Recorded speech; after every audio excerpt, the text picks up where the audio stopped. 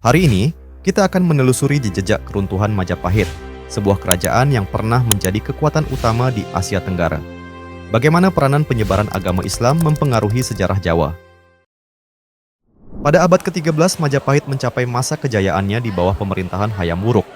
Mereka membangun jaringan perdagangan yang luas, menjadikan Trowulan sebagai pusat kebudayaan dan politik yang menginspirasi banyak wilayah di Nusantara.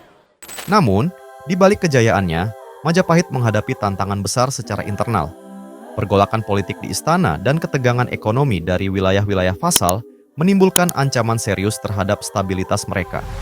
Konflik di antara elit politik dalam kerajaan, bersama dengan persaingan yang semakin sengit untuk kontrol atas sumber daya, memperburuk situasi. Di saat yang sama, kekuatan-kekuatan luar seperti Kesultanan Demak dan kesultanan-kesultanan Islam lainnya di Jawa mulai menekan Majapahit dari luar. Serangan-serangan ini tidak hanya bersifat militer, tetapi juga mengarah pada ketegangan politik yang merongrong integritas Majapahit.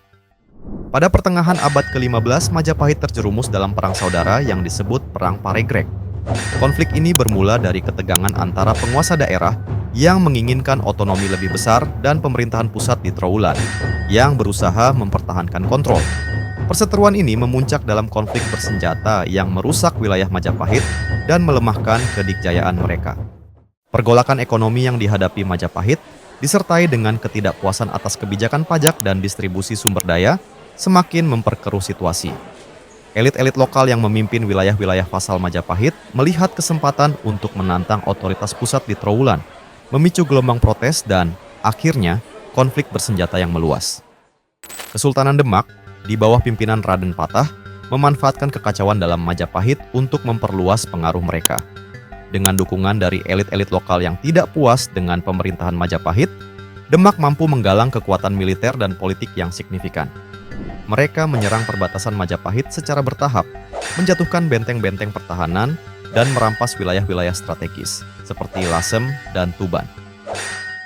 Kejatuhan Majapahit bukan hanya akhir dari sebuah dinasti, tetapi juga awal dari transformasi besar dalam masyarakat Jawa.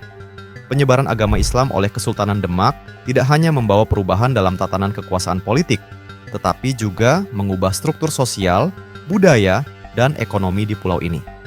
Agama Islam memberikan landasan baru bagi identitas masyarakat Jawa, menggantikan sistem kepercayaan dan tradisi-tradisi lama dengan nilai-nilai baru yang membawa dampak jangka panjang. Meskipun runtuhnya Majapahit, warisan mereka tetap hidup dalam bentuk seni, arsitektur, dan tradisi budaya. Pengaruh Majapahit tidak hanya terbatas pada masa lalu, tetapi juga membentuk identitas Indonesia modern.